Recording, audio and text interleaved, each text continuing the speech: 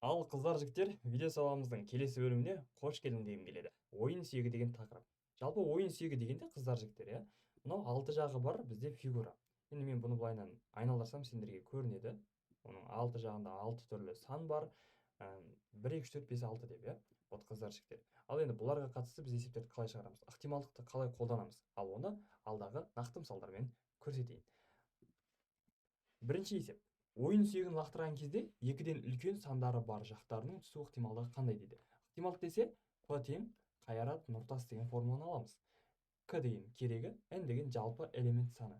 Енді қыздар жігіттер, бізде мынау ойын сүйегінің 6 жағы бар. 1, 2, 3, 4, 5, 6 деген. Ендеше N-нің орнына 6-ны қоясың. Екіден үлкен сандар қайсы? Ол 3, 4, 5, 6. Демек бізде екіден үлкен 4 сан бар екен. Оны 4 деп жазасың.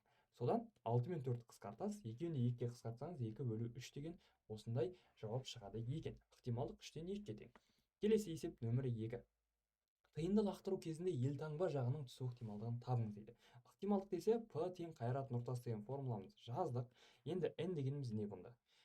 Тиынның қанша жағы бар? Екі ақтал жағы бар. Елтаңба жағы және сан жағы. Ендеше N-нің орнына 2-ні қоясың. Ал сенде не дейді? Тиынды лақтыру кезінде десе, ол бір-ақ рет лақтырған. Елтаңба деген мына жақ бар ғой. Елтаңбаның неше жағы бар? Тиында именно бір ақтал жағы бар, дұрыс айтасың. Онда 2-ден 1 болады екен. Ықтималдығы өте қарапайым А деңгейлі есеп. Енді күрделендіріп көрейік. Тиынды 3 рет лақтырды дейді. Үшеуінде де сан жағының түсу ықтималдығы қандай дейді. Онда П тең қайрат нұртас деген формуланы қайттан жазып аласың. 3 рет лақтырды десе, иә, бірінші рет лақтырдық. Бірінші рет лақтырдым, оның 2 жағы бар. Менде үшеуінде де сан жағының түсу ықтималдығы десе, мен визуализация жасайыншы, давайте. Сан жағы ол біреу ғана, иә, біреу ғана. Енді оны бір рет лақтырдым, сан жағының түсу ықтималдығы ол не болады? 2-ден 1 болады. Неге? Өйткені сан жағы ол бір ғана жақ. Енді мен бір рет лақтырдым. Екінші рет лақтырғанда да дәл солай 2 жағы бар оның, иә. И сөйтеді де ол не істейді? Сан жағы түседі. Сан жағы ол оның бір ғана жағы. Ендеше үшінші рет лақтырғанда тағы да 2-ден 1 болады. Осылайынан көбейтетін болсақ, бізден 8-ден 1 деген оның ықтималдығы шығады екен. Ал екінші есеп осымен тәмамдалды. Келесі есеп нөмірі 3. Ойын сүйегі бір рет лақтырылды. 2 немесе 5 санының түсу ықтималдығын табыңыз дейді. Енді қыздар жігіттер, қараңыздар. Бізде оның жақтары бар. Яғни жақтарына 1, 2, 3, 4, 5, 6 деген. Ықтималдық десе, қайрат нұртас формуламыз жаздық. Енді N неше бұл жерде? N ол бізде 6. Өйткені оның 6 жағы бар, 6 сан жазылады. Енді лақтырған кезде сен қолмен лақтырып жібердің ойын сүйегін. Сол кезде 2 түсуі мүмкін, немесе 5 саны. Олардың ықтималдығын табыңыз десе, немесе дегенімізде ол қосу дегенді білдіреді ғой, қыздар жігіттер. Яғни бір жағы бар, мынада да бір жағы бар, сонда екі жақтың біреуі түседі. Яғни ол 6-тан 2 болады, қысқартатын болсаңыз 3-тен 1 деген ықтималдық шығады екен. Үшінші есеп осымен тәмамдалды. Келесі есеп нөмір 4. Ойын сүйегі 3 рет лақтырылды дейді. 3 ретте де тақ сан түсуінің ықтималдығын табыңыз деген екен. Ойын сүйегі ықтималдық, ендеше П тең деп аламын, қайрат нұртас формуламыз. Енді осы жерде ол 3 рет лақтыратын болса, қыздар жігіттер, ойын сүйегінің неше жағы бар? 1, 2, 3, 4, 5, 6. 6 сан жазылған, яғни 6 жағы бар, иә. Енді ол 3 рет лақтырса, сен 6-ны не істейсің? Өзара 3 рет көбейтесің. Вот, қыздар жігіттер, 1 рет лақтырғандағысы, 2 рет лақтырғандағысы, 3 рет лақтырғандағысы. 3 ретте де тақ сан түсуінің ықтималдығы. Мұндағы тақ сандар 1, 3, 5. Яғни неше штук тақ сан бар? Бізде 3 ғана. Сен бірінші рет лақтырғанда тақ сан түсті. Яғни ол тақ сан бола алады, тек 3 ақталса, 6-дан 3-і. Екінші рет лақтырғанда да тақ сан түсті, онда 6-дан 3-і.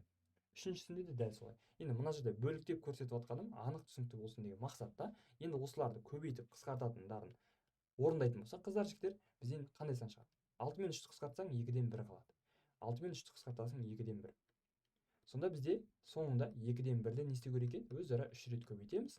Бізде жауабы 8-ден 1-ге тең болады екен. Ал төртінші есеп осымен тәмам. Кеттік. Келесі есеп нөмірі 5. Кездейсоқ тәжірибеде 2 ойын сүйегі тасталды. Қосындысы 7 болу ықтималдығы қандай дейді? Өте қарапайым есеп, қыздар жігіттер, мұқият тыңдаңдар.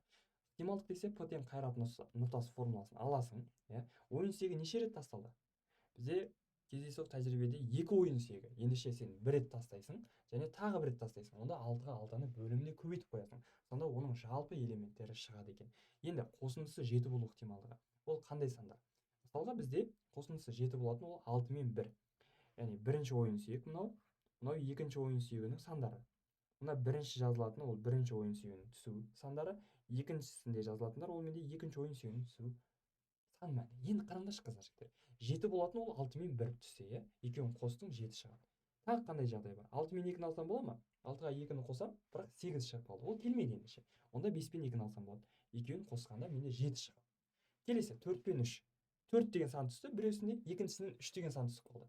Сөйтіп екеуін қоссаң 7 шығады екен. Онда мына жағдайды яғни алуға болады. Келесі 3 пен 4. Потом 2 мен 5 және 1 мен 6. Бұлардың қосындысы 7-ні береді. Сонда неше үштік жағдай таптық біз? 6 жағдай таптық, иә. Ендеше алымына керегі бізге 6 деп 6-ны жазып қоясың.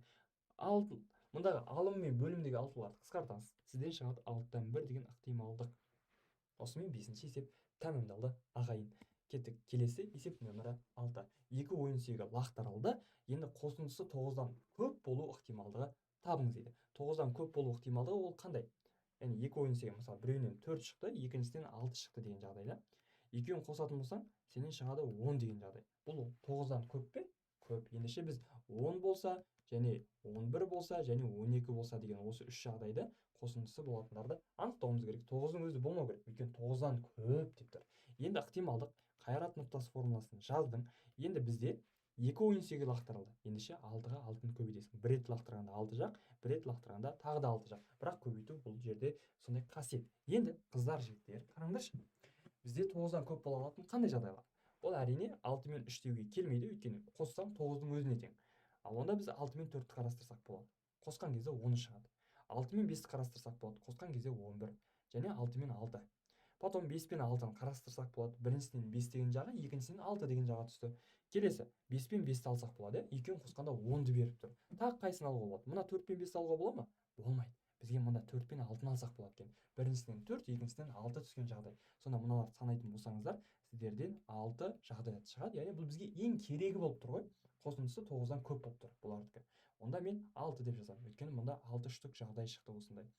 Енді қыздар, жігіттер, 6 мен 6-ны қысқартасың. Алымында 1, яғни 6-тан 1 деген осындай ықтималдық қалады екен. Жалпы соңғы екі есепте бірдей жауап шықты, но есептің идеясы осы, дұрыс варианты осылай шығады екен.